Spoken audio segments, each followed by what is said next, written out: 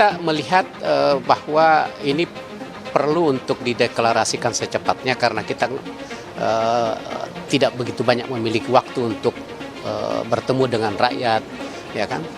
Kita kan ada 275 juta rakyat Indonesia yang patut untuk kita kunjungi, kita beri salam, kita silaturahmi dan sebagainya. Jadi akan lebih bagus kalau lebih cepat. Ya, mengenai itu, karena saya nggak tahu tuh ada tawaran-tawaran itu nggak ada. Selama ini yang saya tahu tidak ada. Nah, kemudian yang kedua, jelas-jelas capresnya Demokrat namanya Anies Baswedan, bukan Ganjar Pranowo.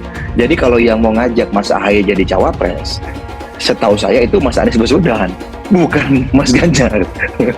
Karena capres yang kami dukung Mas Anies gitu. Masa kami nggak mendukung capres yang mana, lalu capresnya mau ngajak kemana? Bahwa urusan cawapres, kalau Nasdem sendiri itu kan sudah menyerahkan sepenuhnya ke Mas Anies ya sebagai calon presiden.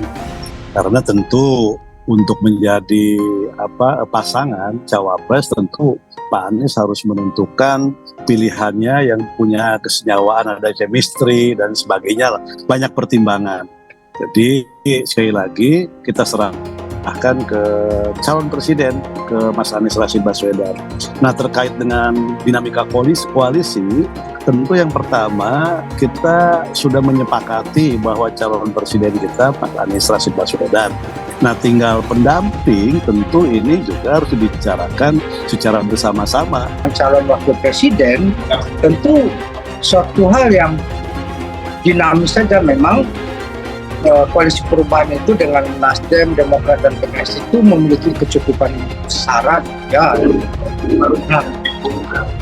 Secara kuantitatif, kontribusi calon wakil presiden itu maksimum 12%.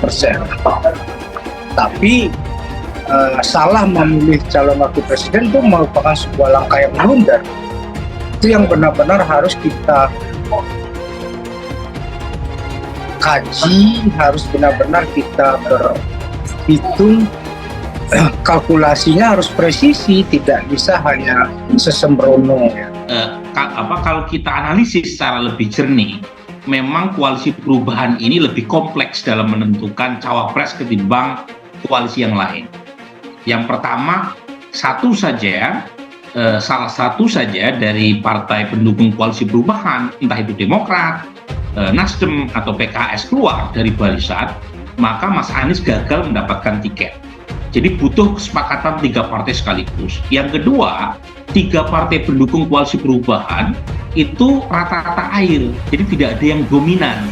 Bahkan kalau secara absolut suara Nasdem lebih tinggi ketimbang Demokrat atau PKS berdasarkan 2019. Nah, karena Mas Anies ini bukan figur dari salah satu 3 partai pendukung koalisi perubahan, maka signature-nya koalisi itu ada di cawapres. Nah, karena 3 partai pendukung koalisi perubahan ini secara umum kekuatannya berimbang, maka rebutan soal cawapres ini menentukan, karena terkait dengan kotel efek. Adalah segera diumumkan karena waktu kampanyenya memang agak berbeda dengan 2019. Kali ini hanya 75 hari, yang artinya memang tidak panjang waktunya, Mas Reno. Jadi kalau nah ini dia, sebagai penantang memang cawapres ini bisa jadi kartu as atau kartu truf ya, yang harus disimpan sebelum ketahuan oleh lawannya, sehingga memang bisa dijaga kapan keluar. Proses pilah-pilih selesai, bacawa pres tinggal diumumkan Anies. Dikutip dari CNN Indonesia, Jakarta, anggota tim 8 Koalisi Perubahan untuk Persatuan KPP, Sudirman Said mengatakan calon wakil presiden Pilpres 2024 pendamping Anies Baswedan sudah selesai dipilih. Siapa sosok tersebut menurutnya akan diputuskan diumumkan Anies langsung. Saat ini proses pemilah dan memilih sudah selesai, tinggal tunggu hari baik bagi Pak Anies untuk memutuskan dan mengumumkan, kata Sudirman Said dalam keterangan resmi Sabtu 10 Juni. Partai Nasdem, PKS, dan Demokrat disebut telah mengusulkan beberapa nama, baik kader maupun non-kader.